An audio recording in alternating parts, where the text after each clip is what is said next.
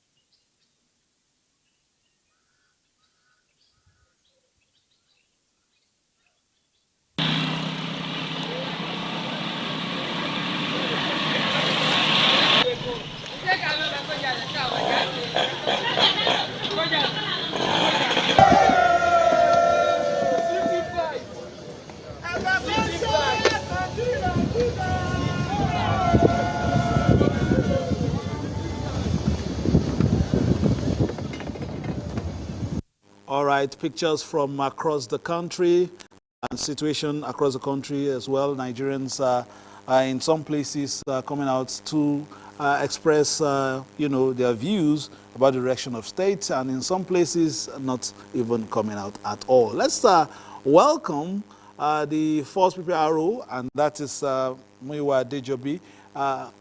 Welcome to the program, PRO.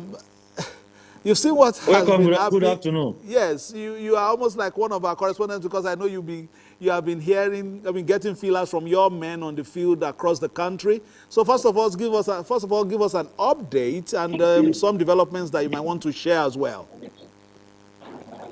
Well, so far so good. It has not been what I expected as an individual, but it's not strange to us as a responsible and proactive institution, the Nigerian Police Force, because we plan for both good and the ugly aspect of it. We don't forget that in our various statements and engagements, we have made it clear that while people were planning for genuine protest, there are some that are actually planning for violent protests in Nigeria, across the length and breadth of this country. When the organizers, at least the known ones, when they came up that they want to have 10 days of reach, I was shocked, because as a student, that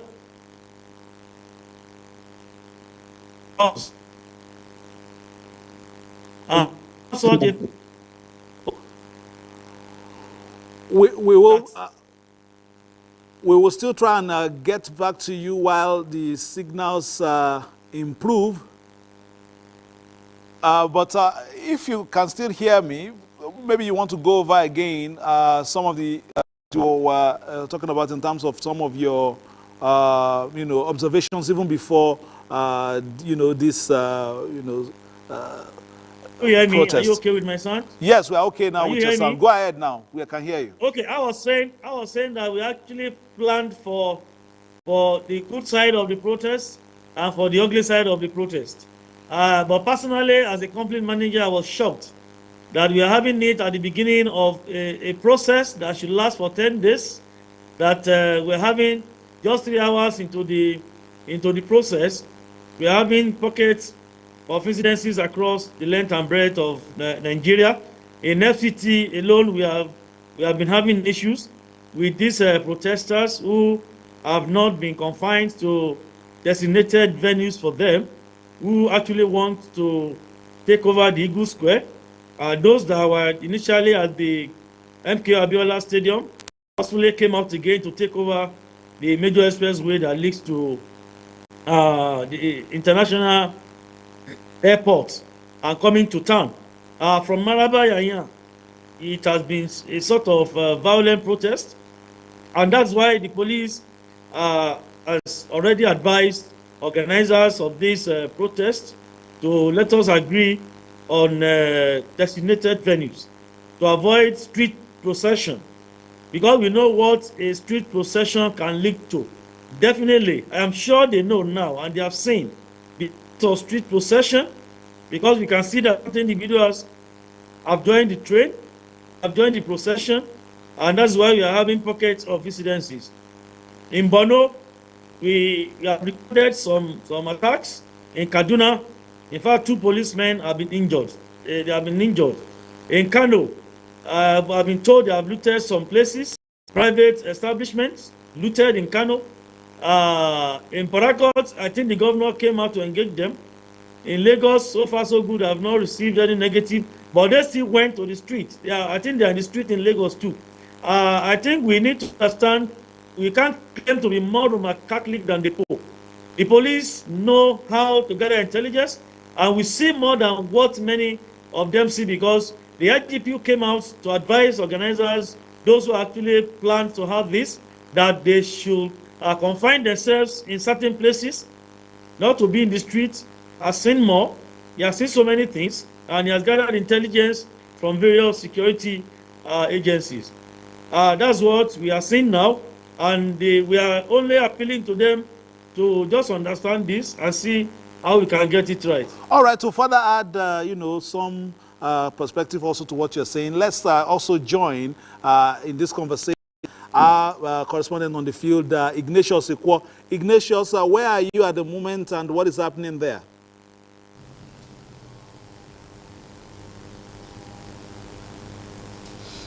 Yeah, at the moment I am here right at Ego Square here, and you do know that the Ego Square is actually the center for attraction for some of these protesters whenever there are issue of protest. Well, in the morning, when we came here in the morning, we could only see security personnel, and then around 10 o'clock, there were a group of people that just came, not more than 20 of them. They came, with placards and making their peaceful protest. But later, within 2 hours, they were dispersed. And then, but this afternoon, we now discover that the calmness that was here after that 9 to 10 o'clock was now being affected by an influx of protesters who are coming from the stadium. In fact, quite a number of them, multitude of them, they were coming in from the stadium. And then when they got to the boundary between the Ego Square and the Secretariat, so the security personnel, asked them to limit them, wanted them to end their protest at that point in time. Well, some of them were trying to force themselves into the Ego Square, but eventually the security personnel were on top of the situation, and they actually did disperse them, and then they shifted backwards. But at the moment here in Ego Square, the situation is calm anyway, but we can hear some noise and sounds, from where we are at the moment, where I am at the moment, in front of the office of the head of the civil service of the Federation. But we can hear sounds of crowd, around, vibrating around the Ego Square, showing that at the moment, the security personnel have really pushed them backwards, and I think some of them are still itching to come around the Ego Square, And then earlier on, before this time, we were at the Ego Fountain, the Unity Fountain. The place is still calm as well. Only security personnel we are seen there. So, like I did say, at the moment, that crowd that were surging into the Ego Square from the stadium have now been pushed backwards. So for now, that's calm here at the Ego Square. Thank you very much, Ignatius. I will get back to you, especially if you can ascertain where the noise is coming from and the interaction with the police officers as well, so that we make sure that we are on top of it, and as well the security agencies to make sure that the interaction between the protesters and the law enforcement agents continue to go on a cordial note. Let's bring back the first PPRO on this. In terms of engagement with law enforcement agents, what is the rules of engagement in terms of your interaction with these protesters? Is it an issue of advising them and perhaps guiding them in the direction to go, and explaining to them that while it is a civic responsibility, why it is something that is legal, it should be done in such a way that it will capture the imagination of Nigerians in a positive manner, and not some of the violence that we've seen in some pockets of issues around the country. We will always engage every situation professionally from the angle of the police and other agencies. The IGP, you recollect the IGP had a meeting with some identified group leaders and commissioners of police and all tactical commanders of the Nigeria Police Force. The IGP reminded them of the standard operating procedure and rule of engagement in managing protests. We know every Nigerian has a right to assembly, association, and expression. At the same time, we were able to remind many of them that no fundamental human right is absolute. So far, so good. The police have been so professional about it. Not until we started having some individuals who I don't want to believe are out there to protest or to drive home their demands, taking over streets in all over in some states. In Abuja, I have seen that for those who are in the Eagle Square, I don't know their mission there. Are they protesters? Can we actually refer to them as protesters? Because the protesters who are to come out in Abuja, they have a place to assemble, and that is the MKO Abiola Stadium. So for people to gather at Eagle Square, I don't think it's proper. I don't want to see those ones protesters. Perhaps maybe they want to run, take over the government, because that place is close to the three-arm zone, the heartbeat of Nigeria, where we have the judiciary, that is the Supreme Court and Appeal Court, where we have the legislature, the National Assembly, and we have the Villa. So what are they? We have our arcade there, where we remember our fallen heroes. And to me, I think they know that Eagle Square is not a public place like that. It's a national asset where we have ceremonies there. We don't have in Eagle Square. We only go there to celebrate and to jubilate. But for those who are out to have 10 days of rich, to pour out their angers, I don't think that's an appropriate place for them. The FCDA has not approved it for them. And don't forget, there is a court injunction to that effect, not to even use that place. And court specifically stated that they should use so place. So for them to have gathered in MK Abiola Stadium and to decide again to come to town, you know there's something is wrong somewhere.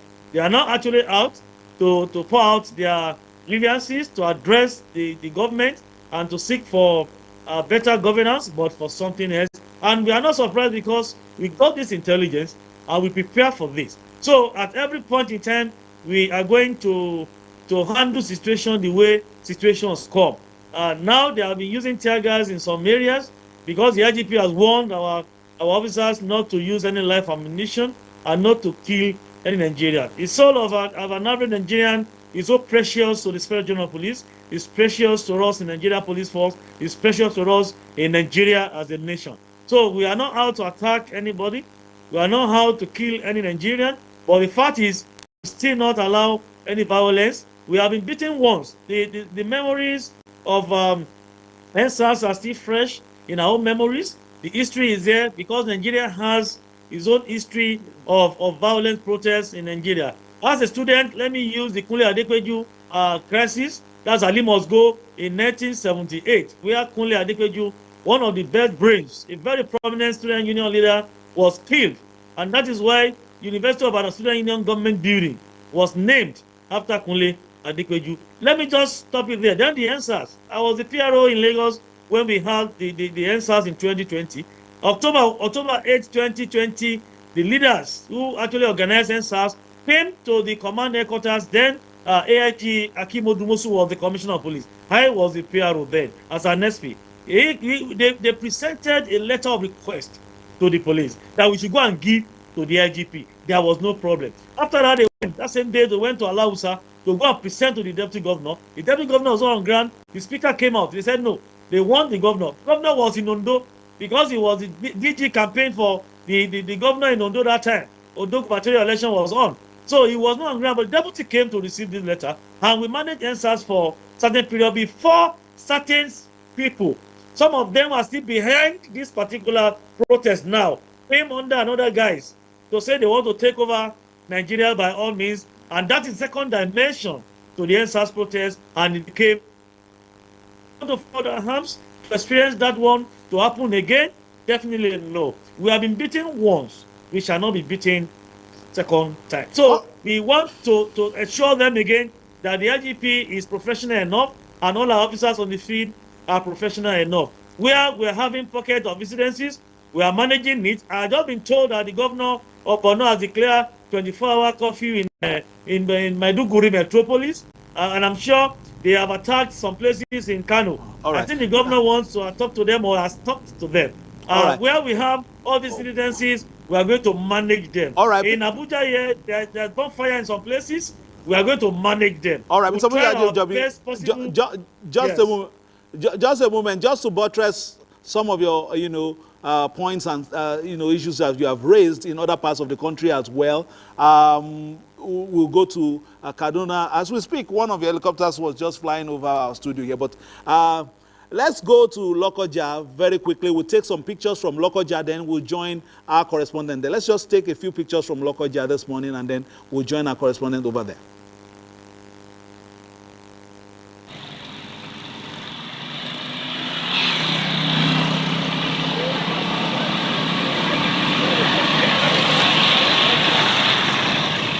These were early hours of today in the Lokoja metropolis, and it looks a lot calm at this stage. You could see, motorcyclists, Okada riders, and even a policeman being, taken in on the ride there, as well as, citizens in the state going about their normal business like any other day. That's the ambience generally in, Lokoja earlier today. But very shortly, we will join our correspondent. He's ready now. Let's just join him. Jonathan Omajali is right there in Lokoja. Jonathan, what's happening in the confluence town?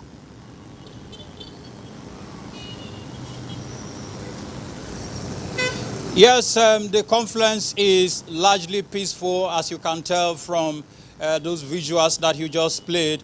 We went out earlier this morning, and also a short while ago, I also strolled out, just hoping I will see a cluster of people gathering in the name of the protest, but it's been disappointing in a good way.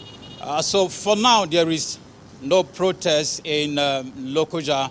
The only thing is that businesses and other activities are noticeably subdued.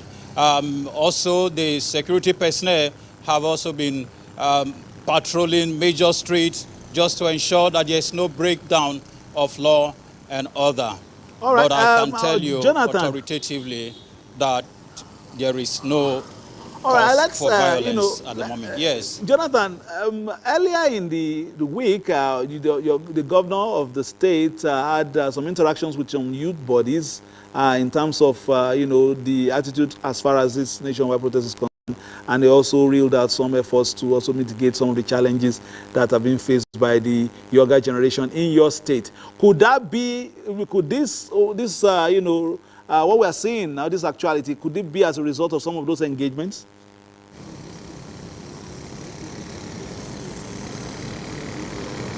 Yes, I think it's as a result of those engagement, because in the course of that engagement, we had major stakeholders. We had representatives of NLC, TUC, Students' Union, and several groups in the state. And when they came together, they agreed that there was really no cause for protest, especially such that will result in violence, considering what happened during the EdSARS protests in 2020. So, of course, that engagement and discussion with the governor. All right, Jonathan, if you can just, stay with us. We will still stay in Lokoja, but this time we'll be joining one of the stakeholders as well. Hamza Aliyu is the Executive Director, Initiative for Grassroots Advancement, INGRA, joining us via Zoom. Hamza Aliyu, if you're there, Hamza, can you just summarize your experiences so far and your take on this, activities we're seeing across the nation? Thank you for having me. I think your correspondent has put into perspective what has been happening, especially here in Lokoja. I don't think we have fully recovered from what the effects of the NSAS protests that we had last time. And so I'm sure there was no appetite from residents of Kogi State for any violence in protests. Again, if I want to put into perspective what has been happening from Lokoja here and across the country, we do not take for granted that things are difficult. People are finding it difficult to make ends meet. We don't take it for granted. There are gaps, a lot of challenges in our governance processes. A lot of our elected leaders are not adequately responsive to the yearnings of people, and people are beginning to get disenchanted with this lack of lackadaisical and a very annoying attitude of our political class. And so nobody takes that for granted. We understand that one, and we are also very pained by it. The escalating food prices in the country is something that is disturbing everybody. The escalating transport costs is disturbing everybody, and the quality of life generally is going down. But that is not an excuse for what we're seeing. Protest is a constitutional responsibility, constitutional right of every Nigerian. Everybody that's engaged in the governance process has a right to protest. Even government protests. We agree on that. But when it crosses into what we are seeing, the kind of violence that we're seeing, and this has been foreseen by all who had advised the protesters to please make it peaceful. The mantra of make it peaceful became a song that everybody was hearing and everybody was hoping for. And it is too early for us to have protests that are violent. It shows clearly there's a mindset behind it. There was a premeditated action behind it being violent. And I think the government needs to step up. I will understand that the police is trying very hard to push themselves away from their past history. But we cannot allow this to occur.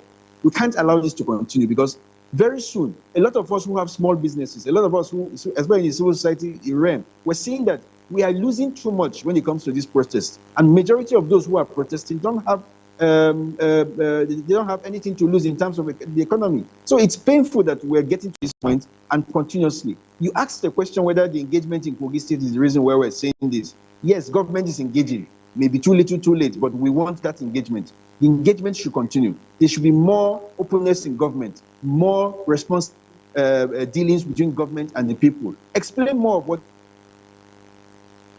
All right, we seem to be losing Usman Aliyu as well, but if we can bring, okay, go ahead, go ahead, Usman. Sorry, Hamza Aliyu, please go ahead if you're still there. You were making a valid point about the loss. I was speaking on the issue around businesses. The government should do more with the people, engage more with the youth. Yes, the government in the last week has ramped up their engagement process. And it is good. It's a good thing. It's something that we welcome. And we're also hoping that they're going to do it more. I mean, the more we do it, the more people get to hear what government is doing. The more people get to know what challenges governments are facing. And the more people will get to know what government is planning to do. We need to do more. And I'm hoping that the government should learn a lesson from this to say, going forward, we need to engage people more. We need to understand where they're coming from and not get to this point where people become frustrated and disillusioned and now take actions into their hand, take matters into their hand, and commit crime instead of engaging the process itself. All right, thank you very much, Hamza Aliyu. Jonathan Omajali, before you go, we understand that in some other parts of Kogi State, business is going on smoothly, like Okene. What are the feelers from other parts of Kogi?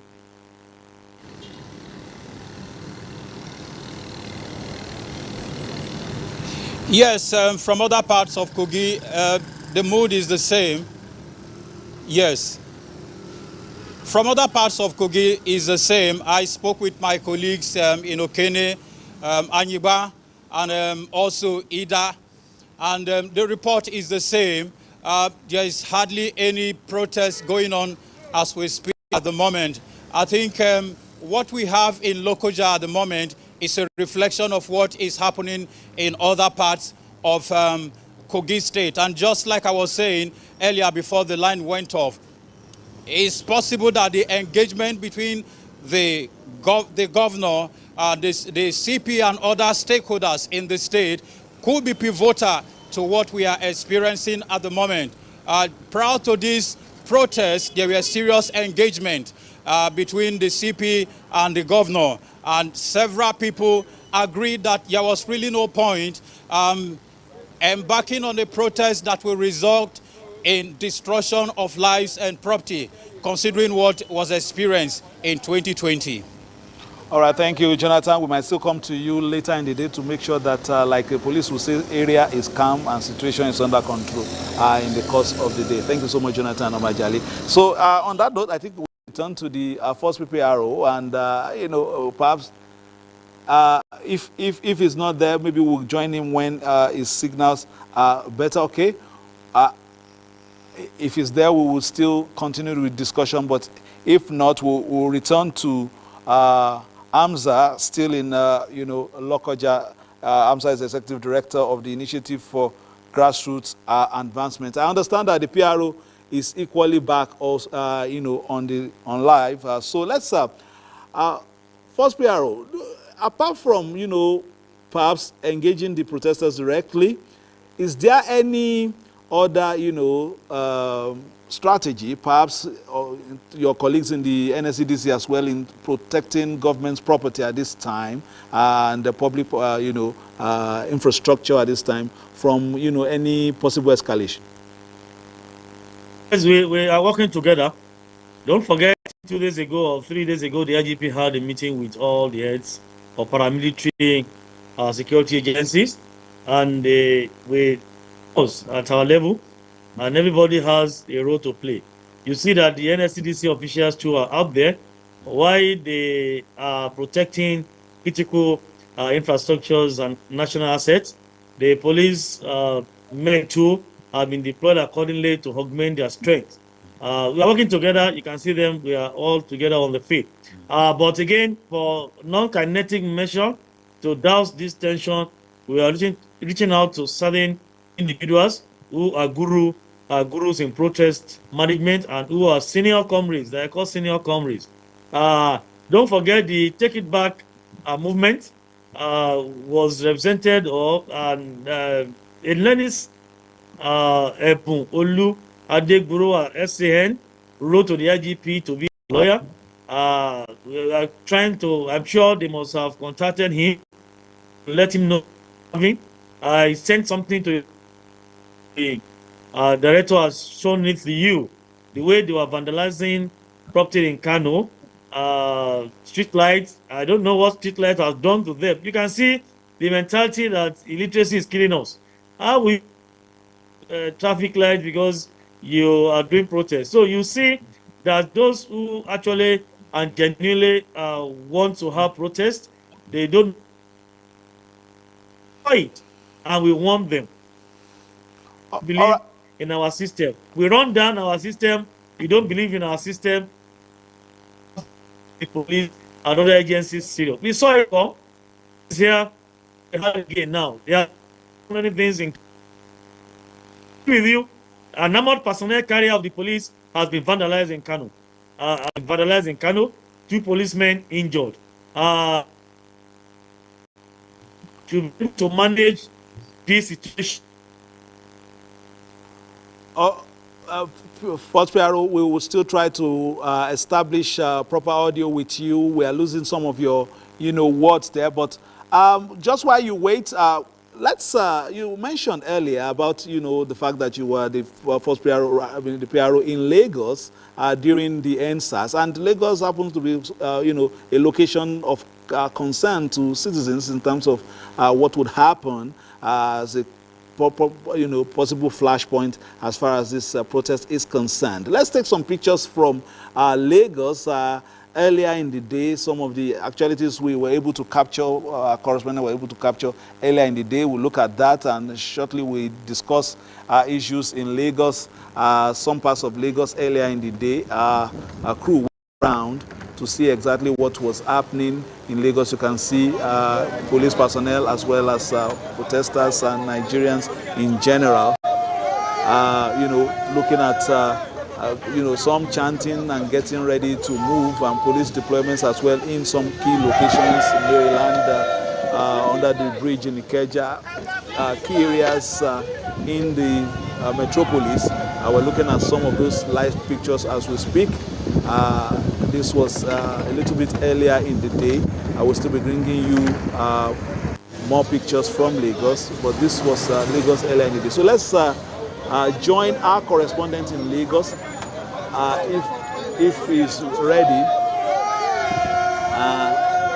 But let's bring in the PRO a little bit. You are seeing pictures from Lagos, and Lanre is also ready. But let the first PRO say a word or two. If you have been monitoring, of course, getting feelers from Lagos, what are your thoughts at this moment? Are your men on top of the situation, or are you expecting maybe something else later in the day based on feelers?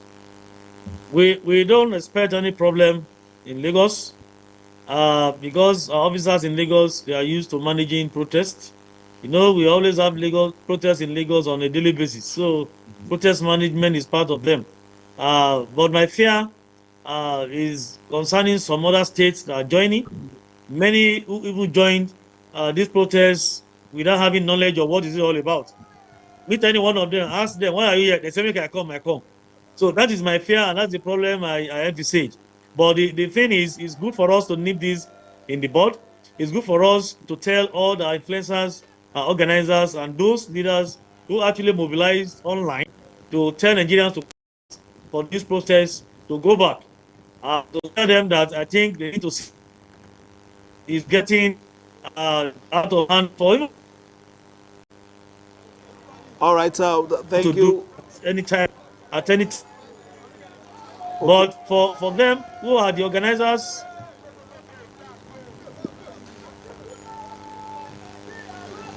all right, first PRO, once we get your audio, we'll come back to you. Hopefully, too, we will be joining this Commissioner of Police in Lagos as well. But our correspondent, Lanre Gbele, is there in Lagos.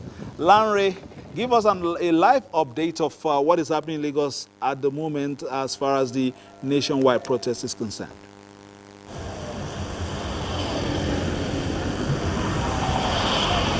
Well, here in Lagos, it was a slow start around 9 p.m., around 9 a.m., I beg your pardon. But around 1, a little bit of a crowd have gathered, and it has been a peaceful protest. It's been a peaceful one for both the communities. And I talked to the organizers earlier, and they say that they are ensuring that it's going to be a peaceful protest. And they are trying to curb all youthful exuberance that might occur during the protest. And if you look, as my cameraman is zooming around, he's trying to show you the ambience, the atmosphere here at Ojota beside the Freedom Park, where is one of the designated areas for the protest.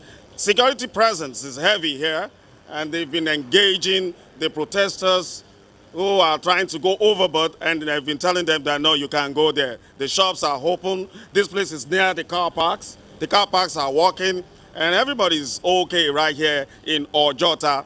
And I talked to my colleagues who's following the Commissioner of Police. I remember that you talked about the Commissioner of Police. My colleague told me that the Commissioner of Police went around Lagos State and he was engaging the protesters and telling them that, look, this has to be peaceful. And one thing that stands out of this exercise is that both the security men and the protesters say that must be a peaceful protest. I talked to one of the organizers, his name is Amadi. He said the protest is a protest of patriotism, is a protest of loving your country, and it's not a protest of violence. So that is what they are basing the protest over. All right, Lanre, I'm seeing that camera is zooming towards where there's a large gathering there. I hope you guys were able to get some water in that area. But talking about business activities, business activities around there, are they open? Are the shops open at the moment? Are they, open for business, or is that the trepidation that they could also experience vandalism that occurred during the NTA process? Is that still lingering at the back of their minds?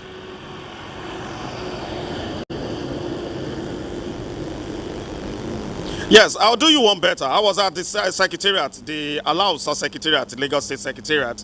I went there and I asked the workers. The workers are at work and they are saying there's no public holiday. Why should they be outside? So work is going on even right now at the secretariat, and the shops are open. Business is ongoing. At first, they are looking at the way the protest is going, But over time, they gained confidence and they all came out and opened their shops and start business. Business is ongoing as I'm speaking to you. And everywhere we went to, business is ongoing. The police are really at work. They blocked areas that are volatile, that are vulnerable, and they are in front of establishments, different establishments, trying to deter unscrupulous elements that want to use that to do any kind of violence or looting or something like that. But right now, it's peaceful. The one that you're looking at far is people dancing and listening to music. Okay, and you've mentioned in terms of you mentioned the issue of the cordiality you are seeing between the law enforcement agents and the protesters. But in terms of locations across Lagos, in terms of turnout, how would you rate it to? Since we've been seeing protests in that location for years now, how would you rate the turnout, and then what is the mood like? Is it carnival-like, or some said they were advertising some days of rage, but does it look like that, or is it carnival-like?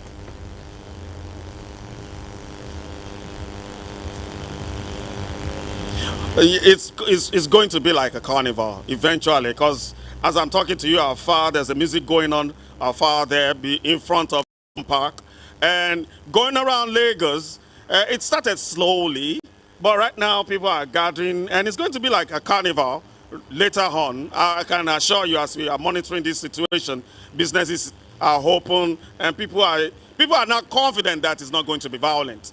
People are now confident that it's not going to be violent. But the security people are on ground to monitor things because of the fluidity of the situation.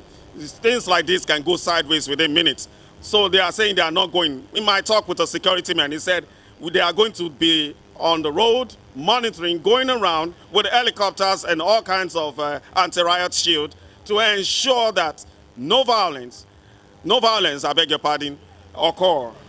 Thank you very much, Larry Gbele. You will be back in Lagos in the course, of this broadcast to make sure to, get live updates and know exactly what is happening in your location. Lighter mood, I saw some young guys there already with coolers of, drinks, coolers of drinks and snacks, perhaps taking advantage of the number of people coming out and making a quick buck. All right, first PRO, are you still there with us? I saw you briefly, just a quick shot there with you on the radio. I hope things have not escalated. No. We are just monitoring. We are fine. No problem. So far, so good. We are curtailing the situation. We are managing the situation in FCT and other states like that. I said the code is area is calm and situation under control. Let's bring someone into the studio. Welcome a former Commissioner of Information, Adamawa State, senior member of NIPR in Nigeria, and of course, senior colleague, Joe. Yeah, see what has been happening across the country. In some places, it's quiet, very quiet. In some places, it's a bit rowdy. In some places, there's a push and pull with security agents. And in some places, it's carnival-like. What are your comments at this time to start with? Let me start with my own experience.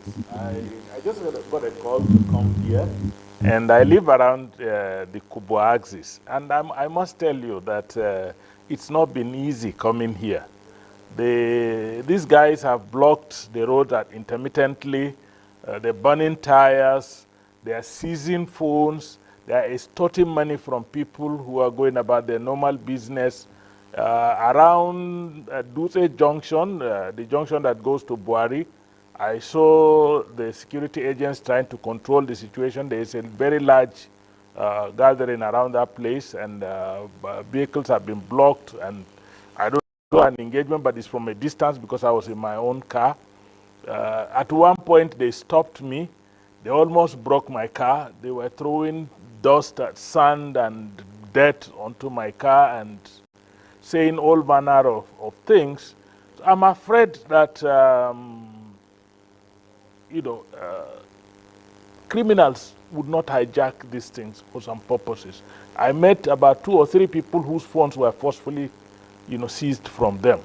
And they were also asking me for money. If I don't give them money, I will not pass.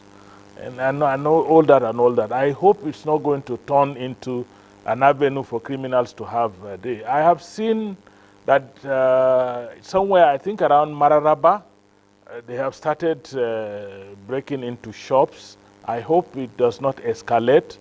I saw the kind of children that have been brought out in Hadejia, Kano State, for example.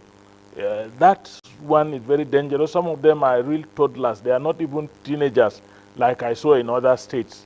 The ones I saw in Kano, I saw people holding sticks. That is they call gora, and you know, in no time they may convert them into weapons and begin to do things. Now, in Lagos, I could see some carnival-like atmosphere. I could see some pent-up anger being expressed in some other locations. In Abuja, our major concern is that those that went to Moshood Abiola Stadium that are insisting that they must march to Eagle Square, I just hope that it does not also become a reason for them to have altercations with the security agency. But generally, you know, so far, the protest is largely peaceful, but it's gathering momentum. There are two expectations we have as at present. It's either that the protest fizzles out before the end of today, and then the level, you know, abates to almost an end by the end of, due to maybe fatigue on the part of the protesters, or that it escalates. Some people will see who had skepticism about whether it will hold or not, would have seen that it's holding somehow, and then they will now develop some courage and join. So we have to look at the two scenarios. Either it fizzles or it escalates, and we pray that it does not escalate. And the organizers and the security agents must be concerned about criminal element infiltrating. All right, just to toe the line of what you're saying in other locations across the country, we also hope that this protest goes along our expectations and does not escalate into something else, especially in Rivers State. Let's take some visuals from Port Harcourt earlier and see exactly what is happening there. Originally we had visuals that showed that they were not early risers at that time, but now we are seeing some protesters, and they are singing, and at this point it wasn't anything violent. So these are pictures and ambience from Port Harcourt. Very shortly also we'll be joining our correspondent there, Kingsley Amajiri. Let's see. Those are some videos and some of the protesters getting ready. Kingsley Amajiri joining us now. Kingsley, are you ready? All right, Kingsley, we are showing some of the pictures that you sent earlier, but what is the situation at the moment in Port Harcourt?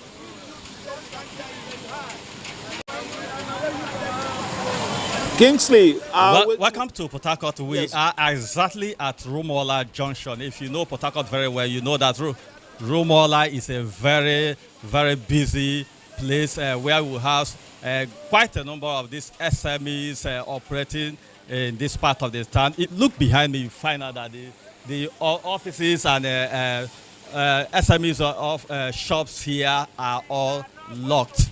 Many residents did not come out to do their businesses today because of the fears that had trailed the protest as announced. But the situation actually in Port Harcourt, we had these youths who marched from Pleasure Park through Abaro, then down to Government House, where they engaged the state government. Of course, the governor received them at Government House, and they had engagement where they expressed their concerns over the realities in the country. So far, it has been a peaceful protest. We've seen men of the Nigerian police, the Civil Defense Corps, and of course, the armed forces patrolling the city of Port Harcourt. We've not had any incident of any violent actions coming out from this protest so far. All right, Kingsley. Before you joined us, if you also watch this drizzling, a number of them, after dispatching from government house, they actually converged at this Rumola junction for quite some time. Because of this rain that is drizzling, quite a good number of them began to dispatch one after the other. But as it is now in Port Harcourt, residents are, majority of the residents are indoors. The offices and shops, even banks, are under lock and key, observing what will be the aftermath effect of all right, Kingsley, it's as if nature also had an input in today's activities in Port Harcourt. The appeals that were made by the state government. Okay. All right, it's just like I was saying, it's as if nature also played a part in today's protest right there in Port Harcourt. But let's, while you're still, gathering your thoughts, because I'm still going to ask you one or two questions before you go. But let's take in the interaction between the governor and the protesters earlier. Thank you. We will communicate your problems to the federal government. Like I said, it is not easy. It is not easy, but we know quite that very soon everything will be well.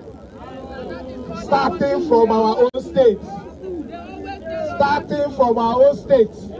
everything will be well. What we just need is to support the government, support the policy. In the beginning of the policy, it might be harsh, but at the end, everything will be fine. We are going to make sure that we make life easy for you. Our youth.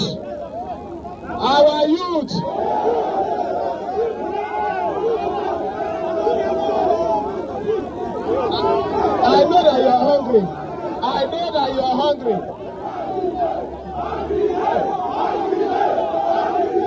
Okay.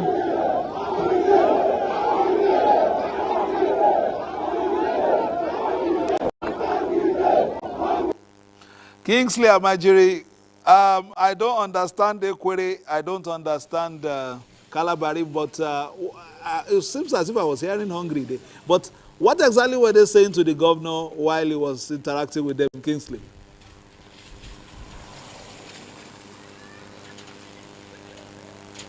Well, they had expressed their concerns with the realities, the economic realities, and one of the appeals they made to the governor is that he should convey their displeasure to the federal authorities, which also he pledged to do. Aside from that, they also appreciated the effort of the state government in terms of reaching out to the youth. That was on the strength of that the governor also appealed to them to support his administration and that of the federal government, that though the realities may be harsh, that the policies will eventually translate to better economic well-being for the populace. Those were the key interactions they had with the governor. Their concern is that the economic realities should be addressed. Those are the basic issues they raised. Thank you very much, Kingsley Amajiri, joining us live from Port Harcourt. Kingsley will be joining you again in the course of this broadcast to give us an update. So, Amasajo is still here. You were explaining your, circumstances, especially when you were coming into experiences. But we just saw what happened there. The governor in River State interacting with the people and talking about, escalating to the federal government. But in terms of, governance at the state level as well, there must be also some relief for the people. I think one can understand that fiscal policies, monetary policies and the rest are exclusively that of the federal government. So sometimes when we protest like this or when we interact with government, we talk about monetary policies, fiscal policies, and policies that have affected the economy adversely and that is causing some of this problem. But the relief, the policies that are around finding a relief are actually in the hands of the subnationals. Don't forget that the federal government does not have an inch of land. All land is vested in the state government. So if we really want to get out of this crisis, of course, the federal government had taken some stopgap measures, like the window that has been provided for importation of food without the 70% tax that had made it escalate, which was put in by government at the outgone government in order to protect internal production, farmers. But we have not seen a commensurate effort on the part of the subnationals and even the municipal government, the local governments, to push this issue of agricultural productivity to a level where we would be able to be self-sufficient in food production. And some of the real policies that have been wrong at the subnational level is, I will tell you that about 6 months ago, a few experts and some of us came together and said there were some pests that were trying to destroy tomatoes and vegetables. That if this was not addressed at the time we were complaining, that at the end of, in a period of about 5 months or so, there will be hardship in obtaining tomatoes and other vegetables. And they were largely ignored. Now we are in the rainy season, and mercifully, God Almighty has, you can see in Port Harcourt is drizzling. It has rained sufficiently and it's still raining. And we're praying that it continues in this manner. What stops our state government and local government to say, look, we are putting 500 or 1,000, 5,000 hectares or 10,000 hectares of land under cultivation this cropping season at whatever level, because less than half of the real arable land in Nigeria is cultivated.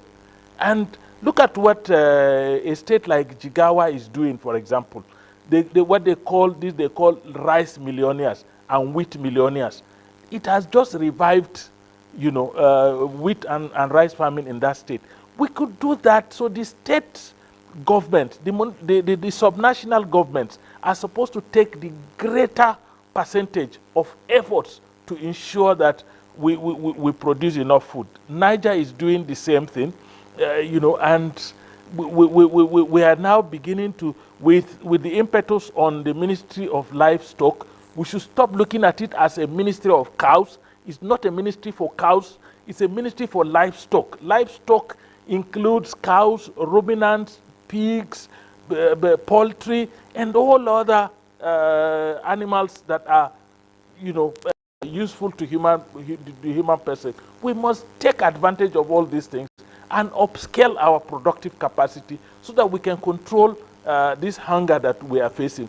Definitely, you cannot hide the fact that when the Rivers people say hunger day, truly hunger day, but hunger day, the antidote to hunger, beyond asking government to give us palliative as a beggar nation and people who are becoming more beggarly, if we upscale our productive capacity, particularly in the agri sector, I think we will overcome this hunger day. All right, let's refresh your mind. When we started, we had a lot of friends, and they are still with us. Hamza Aliyu, Executive Director, Initiative for Grassroots Advancement, INGRA, is joining us from Kogi State. A man in the center monitoring, just as we are monitoring, his men on the field is First PR Natiowide. Thank you for your time. We will still come back to you. And of course, we will still go to the field with people getting ready to give us updates in their locations. But let's quickly ask the first PRO. Mr. Natiowide, you've seen protests, in the past. We'll go to Benin in a short moment. We've seen protests in the past. And what are your fears that gave this one a different coloration a little bit in terms of your engagement before we came to D-Day? Well, one, the widespread of this one, not the SARS, most of the states in the north were not involved. But I think this one had a wider coverage. Many states, even in the north, are involved now. That is going to be a big task for us to manage. Secondly, those who organize this, did not start with engagement with the government. In fact, they came with a matter of demand, and they listed out their demands that are actually reasonable, that within 3, 4, 5 days you can attend to all those demands. Unlike these ones, go and see the almost 15 or 18 demands. It's not something to come by easily. To do all those things and for government to yield to these demands, to attend to these demands, might not be so easy. So reasonability in this one is not as what we had in during the NSAS. At this time around, you can see that the organizers didn't bother. They mobilized online en masse. And that's why you can see that protests and processions have been toddlers who doesn't even know what they are doing. You could see in class they are climbing story buildings, they are climbing traffic lights, they are damaging buildings, damaging people, the traffic lights. That's what are we saying? So the difference is that there are so many differences in this and the answers. Why this one is more dangerous again is perhaps because of intelligence politically undertone, foreign finances that they get to actually run down the government. I will see intelligence to tell them this is not a protest. Even if it's a genuine protest and you have been identified and you have interest in having a genuine protest, it is each time. Bring it because we have intelligence and some people want to do the same thing to make the government. If you have a genuine intention to have a protest, you should do it. For those who may want to run down the government, to be categorized as terrorists, out so that we will know how to handle them. But now we are doing the mixture. And I even think those who come out for planned protests, they are more than those who actually plan for their protests. So those are the differences, and in security circle, we are monitoring seriously, and whatever it is, we are going to attend and engage every situation professionally. I keep on saying this. We are going to engage every situation professionally. All right, Hamza Aliyu, Executive Director, Initiative for Grassroots Advancement. You heard the first PBRO, especially in the some flashpoints that have been reported earlier in the day, looting in Kano, some push and pull at the outskirts of Abuja as well. And, you know, our guests in the studio here talking about people snatching phones in some areas around Duse Alaji as well.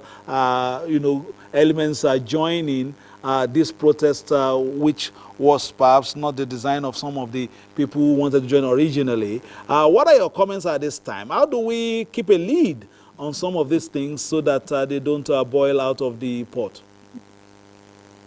Thank you. And I like how the first PPRO couched his response. It showed clearly that, like I said earlier, the police have been beginning to learn from this constant engagement with citizens to understand that citizens have a right to protest, a right to engage. But like you said, it's the outcome is what really matters to us, because protest as a strategy requires a particular culture, requires a particular capacity for you to be able to do it effectively, for it to have the desired impact.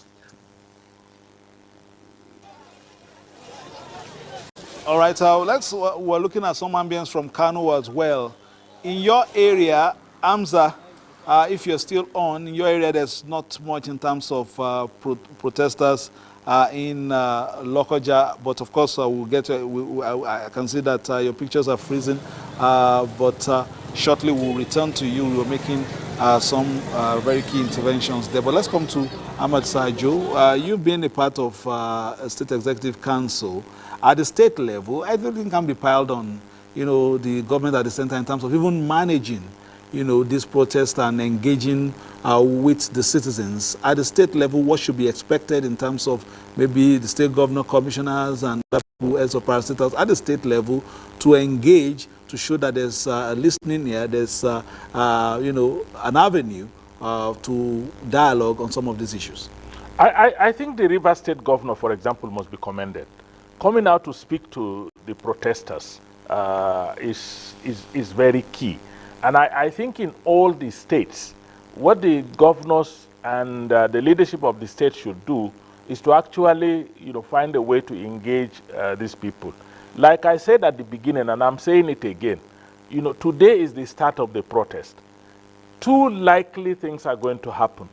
It's either that there will be fatigue because the protesters would have expended a large amount of energy, and so the protest may fizzle out after today, or that there will be a gaining of momentum. People who were afraid to come out earlier, or people who were skeptical about whether it will hold or not, have now seen that there is a protest and they begin to go out. And that is how I look at what is happening along Kubwa-Duse axis now. By around 10, 11, there was nobody on that road. But as the protest goes on and images are coming out, people are coming out. And then there is the use of the social media. We also have to be very careful about the use of the social media. People are bringing out past activities of protests that happened. Some were very ugly scenes, and claiming that they are happening right now. And that is giving impetus to people with criminal minds to feel, hey, if there is looting going on in so place, I am going to also loot here.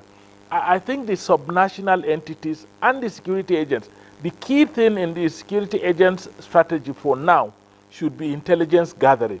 They must release as many intelligence officers as possible to infiltrate the protesters and get to know what is happening. Before the protest started, some people shared information on social media. No Jupiter is going to stop us from looting, that this is our own opportunity. They have said it.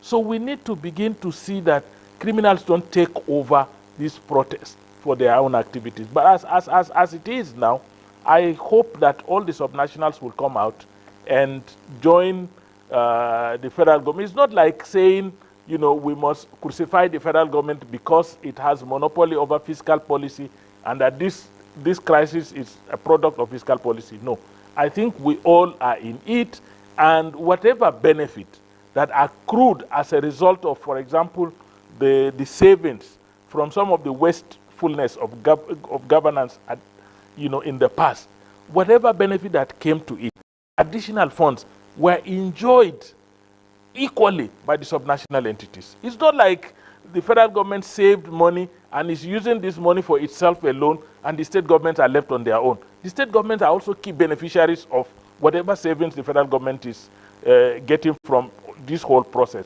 So if there is a shared benefit, there should be shared responsibility. There is no argument about that. So they should come out too and support the security agencies with resources and go out also and engage these people. I think we can douse this thing if we allow it to linger. My fear, Fisayo, I will tell you, my fear is tomorrow. What happens tomorrow? All right, before we talk about tomorrow, let's talk about what happened in the next minute, because this next minute we are going on a short break. And then when we return, we will be talking about so many things concerning the process. August 1 is here, the realities are here, and then we will take a short break on the network service of Nigerian Television Authority. We are on top of the issues. Our correspondents are all over the country to give you, live inputs, and our guests are raring to go on some of the issues that we have been talking about. But we'll take a short break. We'll be back in a moment. In a land of peace and harmony, we cherish our freedom and unity. But around the world, we've seen how protests can spiral into chaos. What starts as a peaceful protest can sometimes end in anarchy, tearing communities apart. My advice to these young people is please do not take us back to those harrowing days. So those who experience it will run away from it. Let's learn from these experiences. Let's value dialogue over destruction. Together, we can build a brighter future. Let's choose unity. Let's choose peace. Join us in the Peaceful Future Initiative, because together we can make a difference.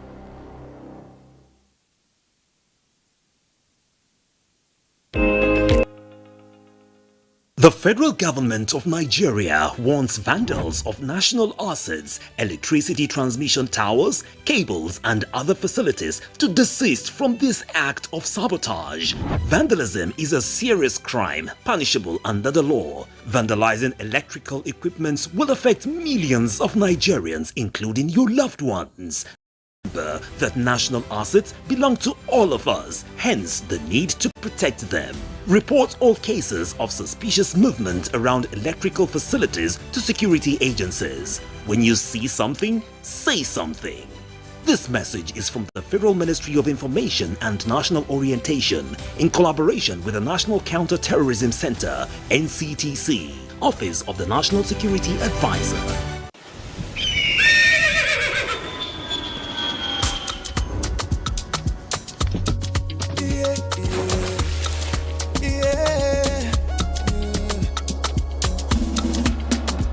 From the Atlantic across the savannah to the Sahara, we rise, a land of the free, we know they tire.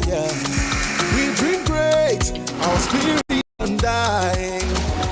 Resilient, rooted like palm tree, we sway in colors, with undoubted demand. We make solutions, we ignite passion, yeah. Each ethnicity is unique, we are more than just a nation. We are Nigeria, strengthening unity. We know they carry lives. We are Nigeria, together live the dream of a land with great destiny. We are Nigeria. I am the real Nigerian. Brought to you by the National Orientation Agency, NOA. Also joining that promo message, I'm a Nigerian presenter on the Nigerian Television Authority. Mr. Ogun is the name, with Nigerian guests all over the country talking about this protest, nationwide protest in Nigeria. It's a Nigerian matter. It's a family matter. We'll talk about that in the course of this. So let's go to an ancient city in this country, Benin City. Jude Abugu is there. He's been covering issues, but earlier in the day he sent this package. Let's look at it. Perhaps it will also set the tone for our next set of questions.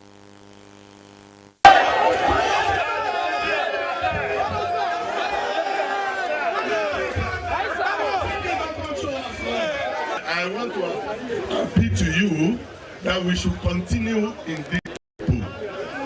By the time we do this, this is going to be a standard that other states will copy on what is called a peaceful protest. All the police where you see around now to protect you. We are here to protect you. Most residents who are participating in this protest are expecting that government will do something urgently to alleviate their sufferings and stabilize the nation's economy. We are here peacefully. As you are seeing on us, we are very peaceful.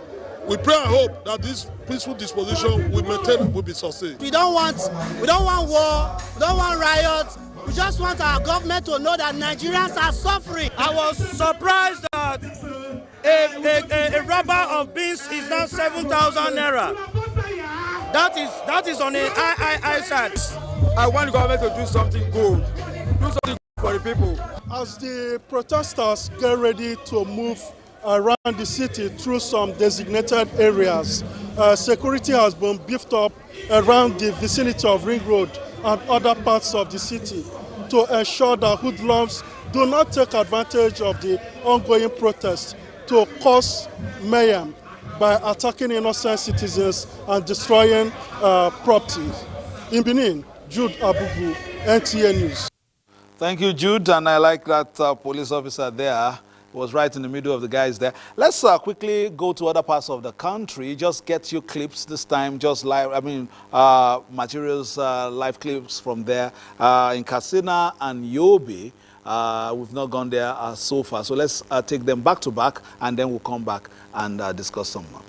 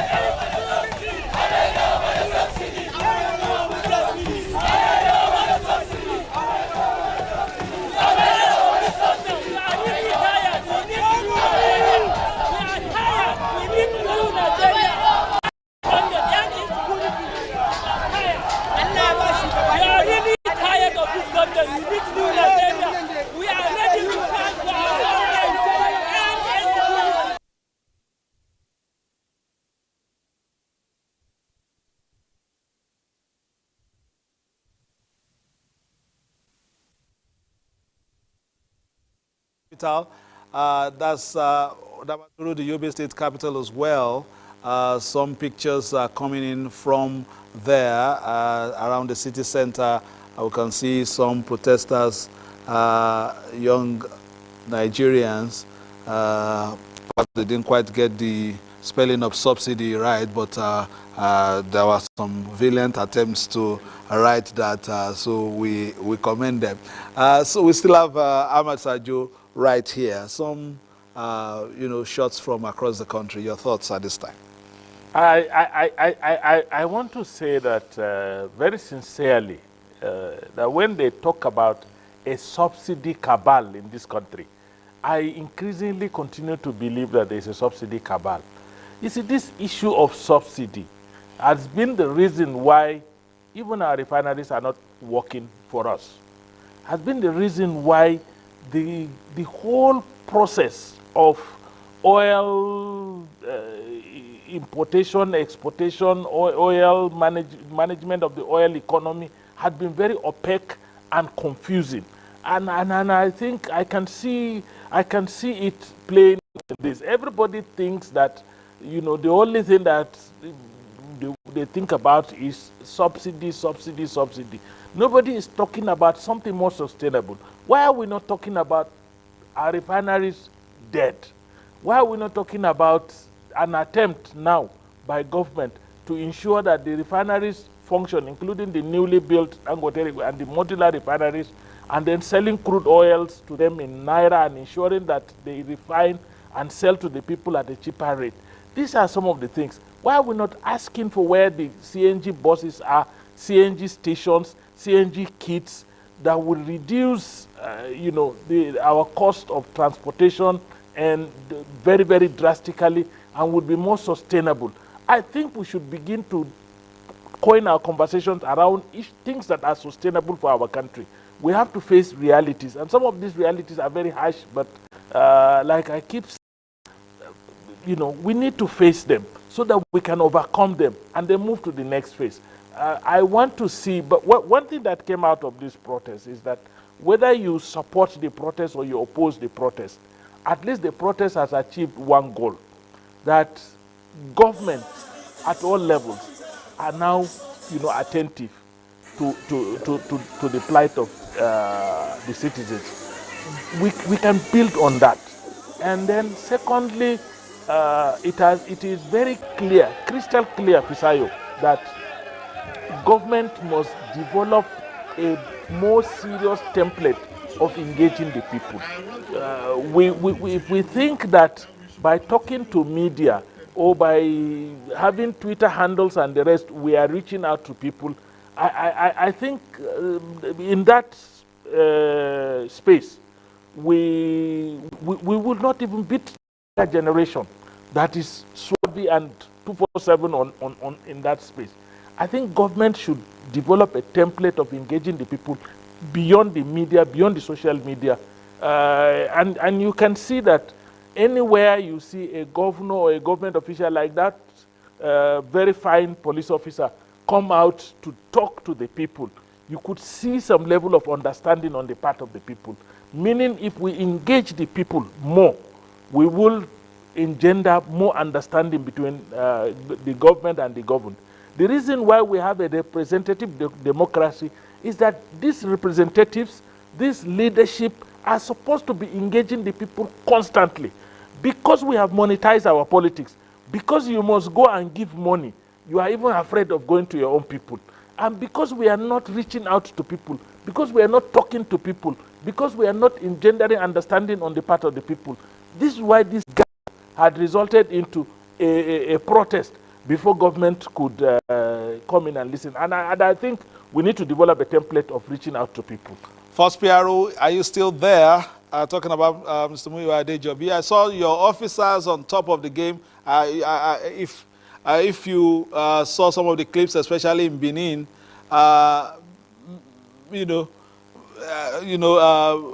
First PRO, I think Mr. Muyiwa Adejobi, if you are there, because we are even showing you a few of your men. Some of them might even be due for promotion after this exercise. With the way they have been engaging members of the public and, completely, in a very civil manner and dousing tension in some cases. If the first PR is there, maybe we want to respond to one or two of these questions.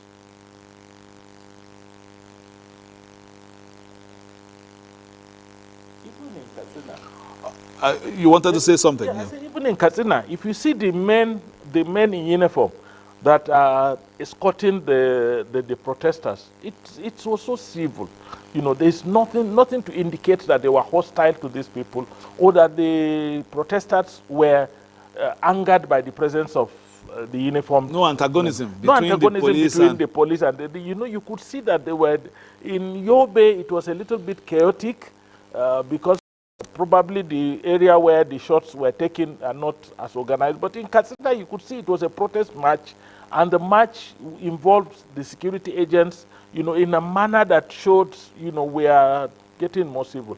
I want you to understand that when the first PRO said there is a major difference between NSAS and this one, the key difference is that, the operations of the SARS police was different from some parts of the south and some parts of the north. And so the northern populace did not even understand what the SARS debacle was all about. And so the NSAS was nearly almost restricted to the southern part of the country. But this one, the cost of living is uniform. Everywhere people are feeling the pain. I was told to buy tuber of yam in Yola at 5,500, and I asked the man selling it. I said, "Is it medicine?" He said, "No, it doesn't cure any disease." I said, "Okay, if it only cures hunger, I will go and look for something that is much cheaper." I'm just trying to let you know that everywhere in this, and I just came to NTA. I met some of your staff sitting down there talking about buying a tuber of yam at 5,000 or a mudu of beans at whether 7,000 or thereabout. And so everywhere you go to in this country, in the past it used to be that because the north is the agricultural belt of the country, that food prices are cheaper here. It's in the course of transportation that the price escalates and then it gets to the south. But now it's everywhere. Everywhere you go, the prices are the same. So I think, the feeling across the country is the same this time around. But there are differences in approach. And the differences are the differences in human approach, where you have a state government that engages the people. You could notice that the people also understand that, yes, they matter. Where you have security agencies like this senior police officer coming out to talk to the people, you could see that the people are responding very positively. But if you stand aloof and begin to say, look, the people don't matter, all we are going to do is to beef up security and engage them and cow them down, I think that's where we will have a problem. Like I said at the beginning, I will continue to say this, that we have two scenarios. Either it fizzles or it escalates. I pray it does not escalate. A lot of people were watching this morning to see whether it could happen or not. Now it's happening. Some of them may join. Tomorrow in the afternoon, I told you about tomorrow. Tomorrow in the afternoon would be time for the Friday prayer. I just hope that the large gathering of people at different locations going for prayer will not be an impetus for either, a clash or an escalation of the process. We must continue to ensure that the protest is peaceful, that the protest draws the attention of government to issues that affect the people. The government has also shown that it has understood, received the message very loud and clear, and government is trying its own best to address those issues. And we are also saying that it should not end at federal government. Yes, federal government has monopoly over fiscal policy. Federal government has monopoly over the security agencies and ensuring that there is peace and security in the country, including, of course, end to armed banditry and insurgency and the rest.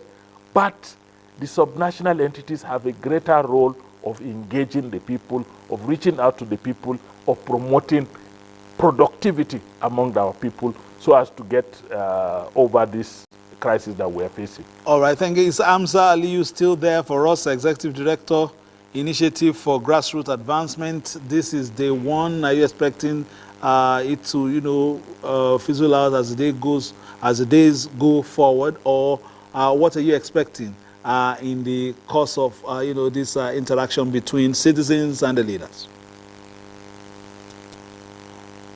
Well, and we just pray that the issues around Friday prayers and large gathering of persons, if we don't nip this violence in the bud, tomorrow is going to be a little bit more difficult to handle going forward. So I'm happy that the first PPRO has said that his men are on top of the things, and then the manner in which they are approaching it is showing clearly that they understand the importance of this does not escalate into outright violence in this state. So we're hoping that we can douse the tension in this day one, and then going forward day two and day three, or going forward later on, that people don't continue to be this violent as they protest. All right, in your experience generally in terms of citizen engagement, the local authorities also have a role to play. With the local government authorities have been in the news for a while, or the financial autonomy, they have gotten that as well at this time. We're expecting that that's the first level of engagement. What are your thoughts on this? After all, your initiative is talking about grassroots advancement. Is that we have going on at that level, even starting from the monarchs and then the local government, the heads of different, the councillors as well as the chairman at the local government level? Have there been enough engagement before D-Day? You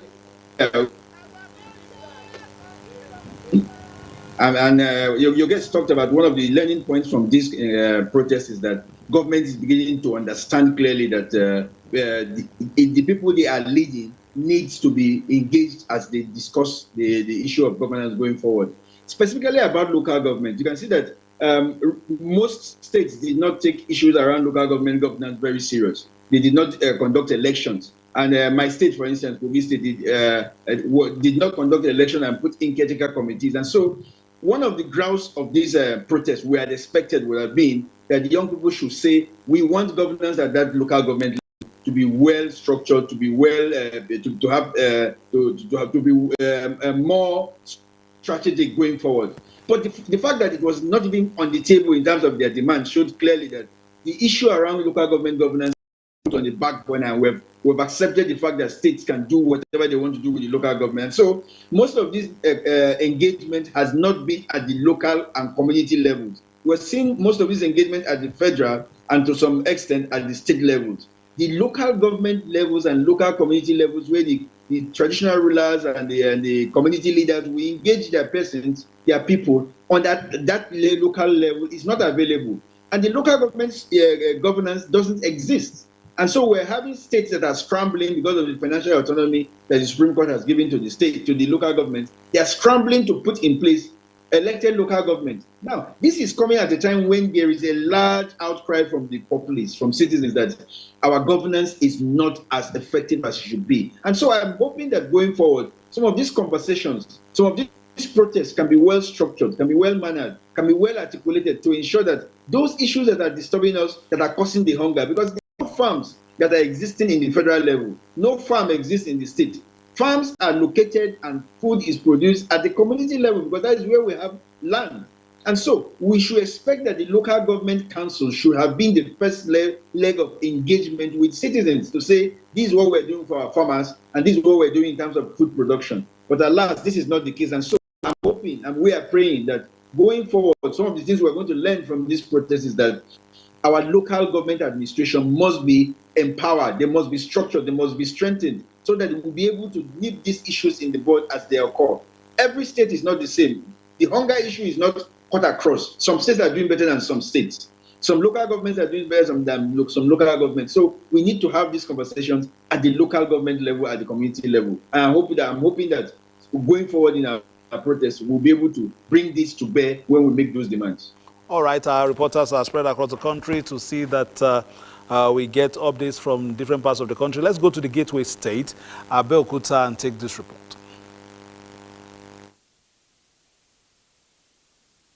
I am right now at one of the major roads in Abeokuta, talking about the front of the MKO Abiola Stadium. And as we speak, so far there is no protest going on in any part of the state capital, talking about Abeokuta, but we hear some updates from the security operatives here. I have with me the commandant of the Nigerian Security and Civil Defense Corps, who will give us a brief about what's going on in other parts of the state, apart from the state capital. Yeah, I know the 3 senatorial districts in the states, West and the Abeokuta here, there are no protests anywhere, but the little protests we have currently is in Ijebu, where about 20 to 23 people gather together with their banner for peaceful protests. You know, it is their right, we cannot say no. They are to protect both the protesters and the members of the public so that there will be peace around Ijebu and Ogun State as a whole. It is important to note that late yesterday evening, a court order was received restricting protesters to certain locations. For Abeokuta Metropolis, Moshood Abiola Stadium is the designated point, and that's why you see massive deployment here. We have to respect citizens' rights. Our reason is we don't want miscreants to hijack this protest. But good enough, most of the organizers, they have seen reason in the untimely nature of conducting protests at this point in time in our country. And for that reason, most of them are voluntary back off from being part of the protest.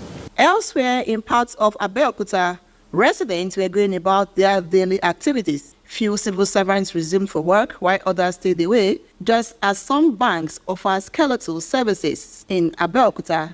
Doris Olu.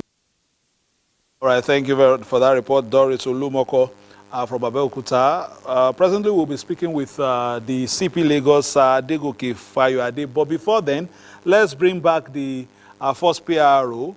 We've been speaking with your men and other sister law enforcement across the country. In terms of gallantry, in terms of cordiality with the citizens, our guests on Zoom and live in the studio have been commending your men. Are you equally impressed at the moment in terms of citizen engagement and how your officers have comported themselves so far, in some cases in the face of provocation? First PRO, are you there? Okay, let's just go to Lagos. Very shortly, we will go to Lagos, but Enugu is ready. I understand that Enugu is ready as well. So we have several states on standby. Once they are ready with the signals, we'll go there. Lagos, Enugu, and some states in the north as well getting ready. We've been to Katsina and Yobe in the course of this telecast. But we spoke earlier to Hamza Aliyu. Let's come back to Ahmed Sajo this time, former Commissioner of Information in Adamawa State, and of course a senior journalist as well as a member of the NIPR. Sometimes communication is key in all this. It's as if when there is a wall in terms of signals between the channels of the sender and the receiver, that we begin to meet these brick walls that eventually lead to massive misunderstanding. In terms of communication, in what areas would you want the political leaders and people in government at this time to engage properly? There was a concept, diffusion of innovation. When you are doing something new, you try to diffuse properly, let people get aware of these new concepts as well and have ownership of it. In what areas would you want these interventions to be made so that we will perhaps not have occurrences like this in the future? I think most importantly, we must agree that we're in a democracy, but the democratic space is shrinking. People are supposed to be engaged in a democracy. Members of the National Assembly and State Houses of Assembly and our councillors at the local government are not supposed to go to the chambers and begin to speak about what concerns them. They should be speaking about what concerns their constituents. They have funds for constituency offices. They have funds for engaging their constituents to know what they're doing, but they aren't doing that. Let's be honest. They aren't doing that. So everybody just comes to the headquarters of either Abuja here for the national and then the state capitals for the state and sit down there. Even the local government chairmen, I must tell you, in most places in this country, they only come to the local government headquarters when money arrives. They prepare salaries, pay whatever liabilities they can afford to pay, and then relocate to the state capital and never come back to that place again until another end of the month. I think the democratic space is thinking daily. In some instances, the people feel that their leaders are disdainful of them and their interests. I think we must begin to expand the democratic space. The political parties are largely not political parties. They're just special purpose vehicles for sending names to INEC for elections. But you hardly hear of the political parties having, statutory meetings of the different organs, or the ward executives calling the ward members to discuss issues that have to do with governance, with politics, with the polity. People have been alienated. If you look at it, anytime you hear the national leadership of our different political parties come to meet, they are coming to meet because there is an issue that affects them as leaders of the country, but not what affects the people. The Constitution says the political parties should have NEC meetings quarterly. At state level, they should have state executive council meetings quarterly. They should have by annual whatever review of what is happening, conventions and things like. You don't hear of all these things. The democratic space is just about the conflict within the leadership.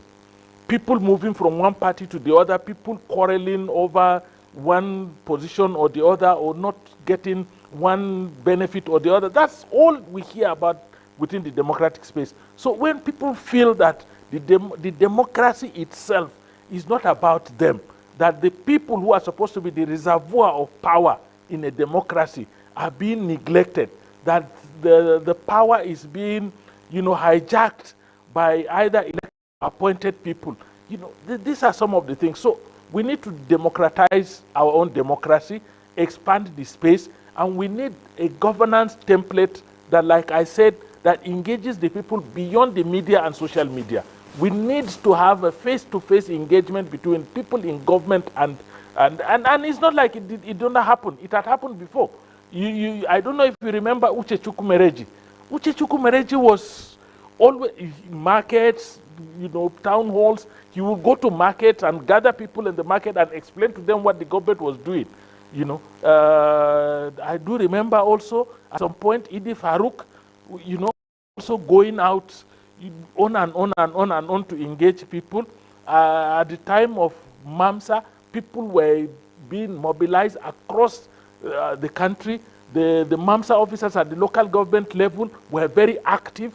The MAMSA officers at the state level were very active. Now we need a situation where government puts up, forget that there is social media and there is media and that you can reach people. Yes, you can reach people, but on aggregate, because of the anonymity because there is no contact, people just consume those things, and those that don't like the government also send their own messages, and they're just consumed anyhow. What we need is a distilled message from people in government and people in positions, representative positions, distilling information and going to share it with their own people. And if we don't do that, we will continue to have a democracy that has a shrinking democratic space and suspicions and trust deficit between government and governed, and this trust deficit results in a kind of situation that we are in now. People believe that, okay, if we don't exercise our power through protest, we will not be listened to. I think it shouldn't get to that level.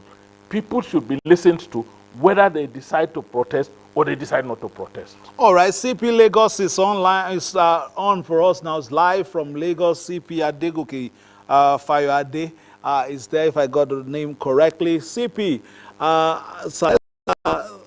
thank you for taking time out to speak with us. We understand that you have been traversing the length and breadth of Lagos today, engaging people on how to conduct this activity, as well as the need for peace and tranquility in your state. Tell us, give us an update on what is happening in Lagos. Yes, Lagos has been very peaceful. We deployed our men very early. I will deploy them to strategic locations, vulnerable points. And by the time the protesters came out, our men were everywhere. We have been able to direct the protesters to the approved protest park. The Ganifa Emi Park on the Ikorodu Road, Ojota, then the Peace Park in Ketu. And most of the protesters are presently there. We have been engaging them, and we have been, talking to them. It's been very peaceful, largely peaceful. The protesters and the policemen are talking together, and the atmosphere is peaceful. I went around the length and breadth of the state, and there's no gathering anywhere. Everywhere has been relatively peaceful. So far, so good in Lagos. Situation is very calm. CP, Lagos, naturally, people would have interest in Lagos because almost every family in Nigeria has somebody in Lagos these days. In terms of, your experiences, Hello?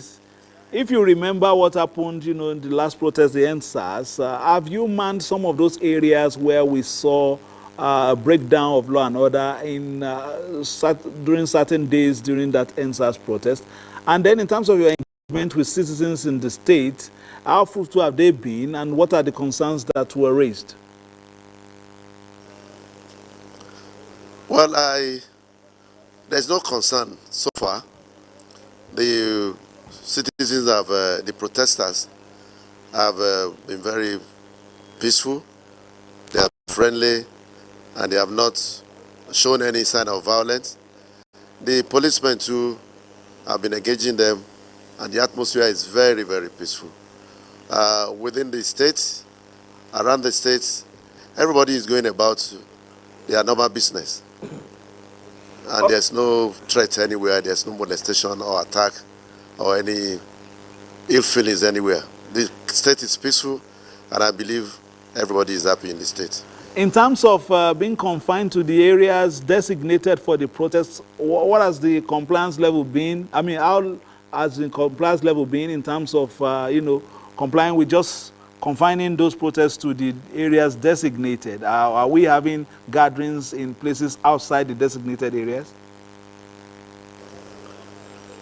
Oh, the compliance has been very, very good. In few instances where we have gathering outside the area for the protest, we have been able to convince them. We have been able to talk to them and advise them and convince them to move to the restricted venue of the protest, and they have obliged us, and they are presently there doing their protest in a very peaceful manner, with enough policemen providing security for them, preventing hoodlums, all these area boys whose stock in trade is to steal and cause violence and mayhem. The policemen are there, and they are very, very much on ground to make sure that the protest is never hijacked by any irate mob. All right, this is day one of what's supposed to be a 10-day event. We don't know how long it will last, but this is day one, and some of the observations by my guests in the studio and some via Zoom is that based on the pictures seen in different parts of the country, some pictures even of old protests could galvanize even more people to come to the streets. Are your men prepared for that, or have you foreseen that kind of scenario? And if it eventually becomes a reality, are you ready? Oh, we are not expecting such scenario in Lagos. We have interacted cordially with the protesters. I think I must say we have formed a synergy with them, and they have conducted themselves in a very peaceful manner. As the protest continues, we hope to build more cordiality and friendship with them, so that at the end of the day, the protest will end up totally peaceful.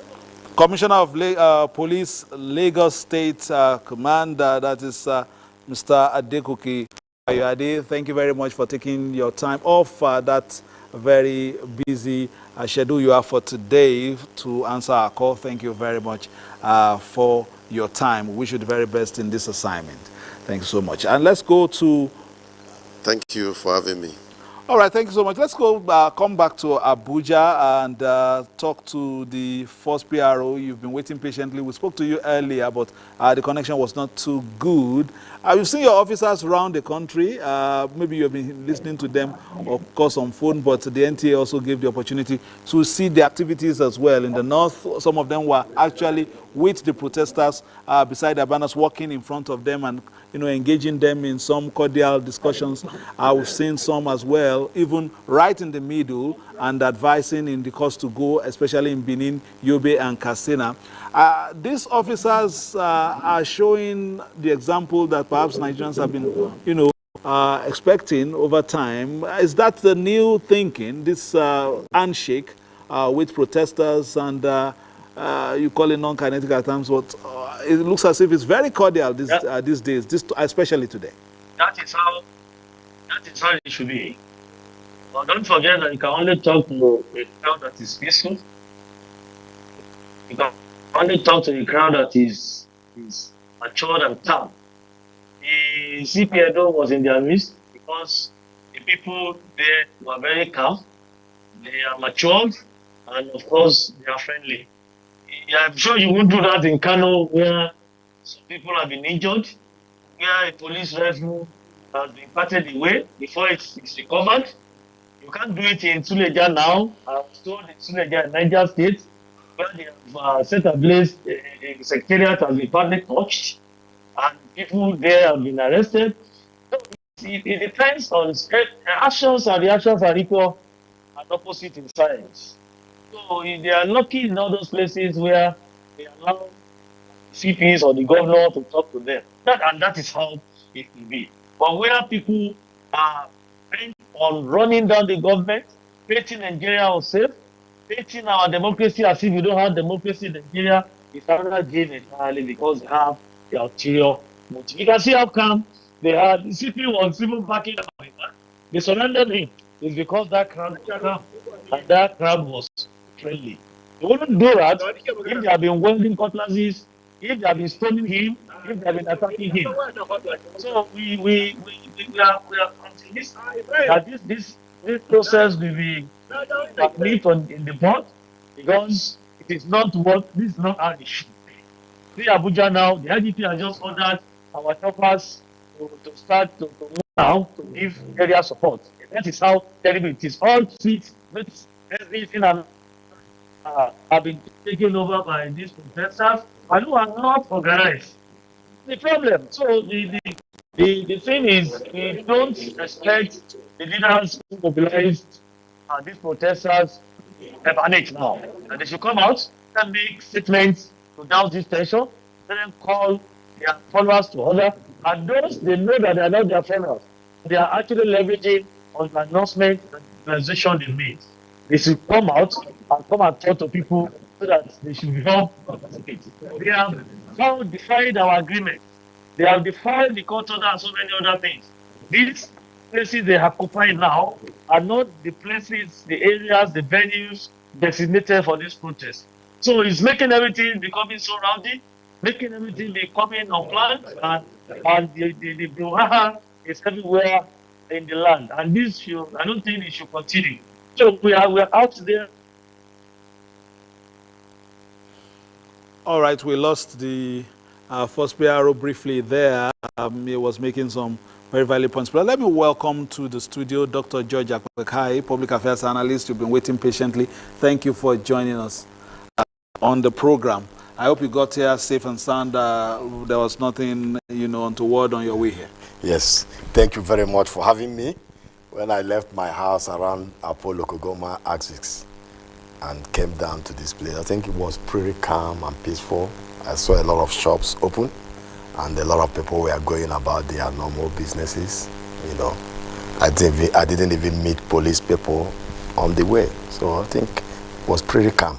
Okay, and what is your take so far on the protest? And you can see, especially with the reaction from the first public relations officer, in some places it's been a confrontation with law enforcement agency, talking about the protesters have been a bit overboard in terms of their engagements, and in other places calm, cordial. Even in some areas it's been almost carnival-like some atmosphere as well.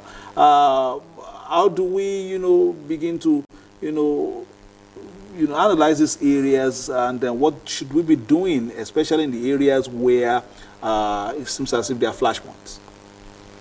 Well, thank you again for having me.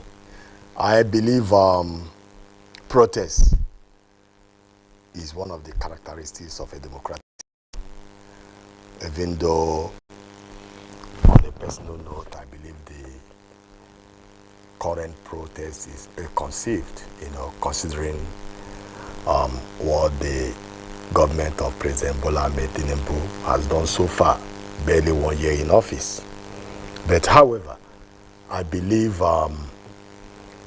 the Nigerian police and other security agencies, they've done a great job, especially in trying to confine the protesters, to designated areas, even though some weren't keeping to the rules, But Lagos State, Port Harcourt, that's Rivers State, and Oyo State has been, pretty peaceful based on news report. But some states like Kano, Niger State, and Taraba, where there has been, some skirmishes between the security agencies and the protesters, that's pretty awful. Peaceful protest is the way to go in a democratic setting. There are protests all over the world, in US, in London, all over the world. But when you conduct a protest that is pretty peaceful and constructive, it makes more sense. That's the way I look at it. But generally speaking, Abuja, has been peaceful. I heard about a little incidents, around the Millennium Park, but the police were able to, get it together. So I think so far so good. All right, let's go quickly to Kano. You raised, issues about Kano as well. Our reporter, Ali Umar, courageous man, is there. Ali, I'm sorry, Aminu Umar, I beg your pardon. Aminu, tell us a little about what has been happening in Kano. Is the area calm now? Are the police on top of the issues that were raised earlier in the studio? Aminu, it's over to you. Okay, good afternoon. Right now we are in Kano, specifically on the Murtala Muhammad Way. And what happened actually this morning in Kano, from the onset of the day, we understand that people have started coming out. Have started coming out, and as go ahead, please. Okay. On our way from our respective homes, we understand that youth have come out.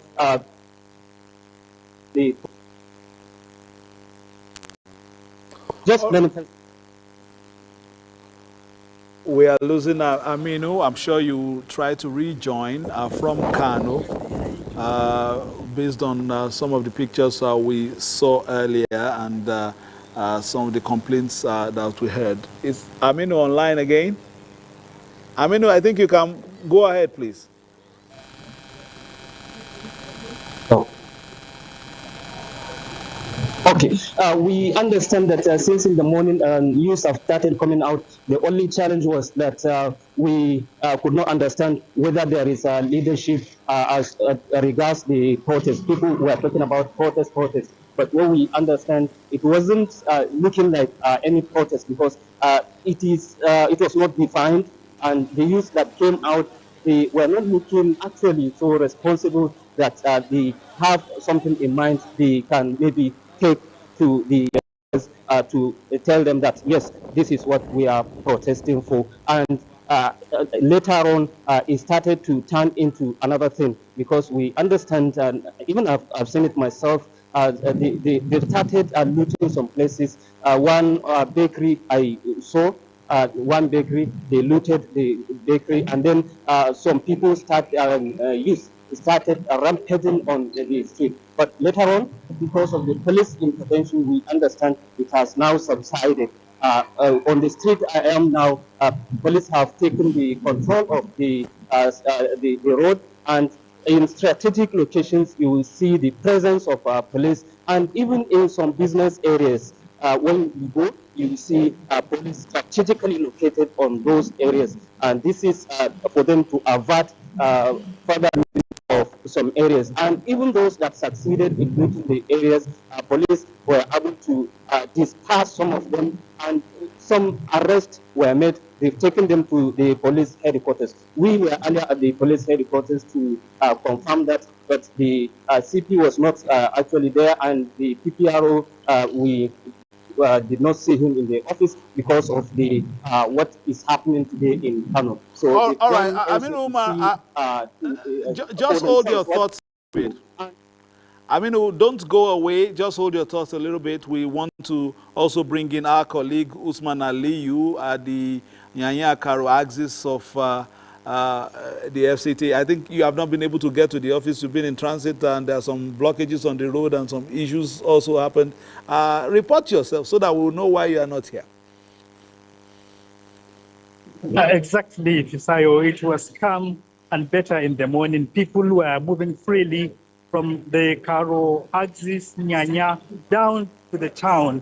But this morning, around 10 to 11 a.m., the thing changed automatically. The irate, I believe some of them come from somewhere, barricaded the road, put tires, and started burning. Even those people innocently that are going to the town, including the commercial motorcycle riders, were forced to put leaves for them to fly to that road.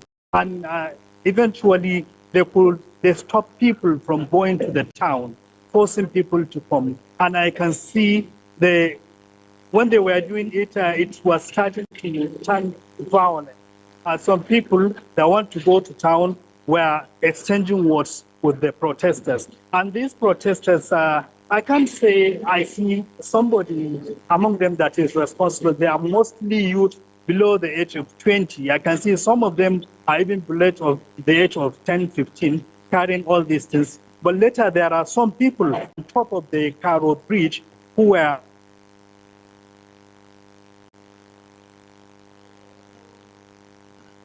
All right, Usman was talking to us. Security operatives came because they have been intensified to come and disperse the process there. And all right, Usman Aliyu, I think you've made your point. We will also, report to the appropriate authorities why you are still not in the office. But let's join Umar, Aminu Umar, who is in Kano. You've been talking about the situation and how the police were able to, bring some calm. But as it is now, are things back to normal? Have they all been dispersed? Kano is very big. is everywhere now calmer than what you experienced earlier? And have they been able to also confine the protesters to the agreed locations where the protests are expected to hold?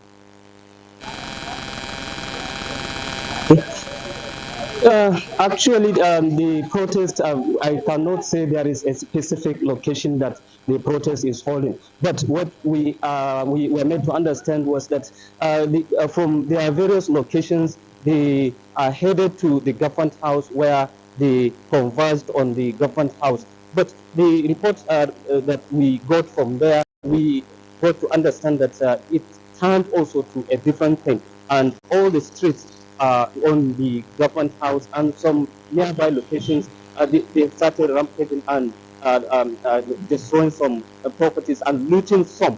So right now, as we are made to understand, is that it is subsiding. Police are patrolling all the major roads, and actually, if you enter into the main places in the city and where people are resident, you may not even understand whether any protest is holding. It's only when you come to the major roads in the city and some business areas that you will see the youth that are protesting. And as of now, they are not protesting, they are dispersed. You only see groups of youth moving on the streets, but there is no actual place where the protesters are protesting. And interestingly, telling me that even in one place when the properties were looted in one business area, the citizens themselves intervened and forced all those that have stolen from the business area to return the properties they have stolen to the owners. This is what is happening, and actually what is happening now in Kano, the situation is not getting worse, it is subsiding. All right, thank you very much, Aminu Umar from Kano. Hopefully in the course of the day before in other news bulletins, you'll be able to give us updates. A lot of people are interested in what is happening in Kano. Thank you so much, Aminu Umar. And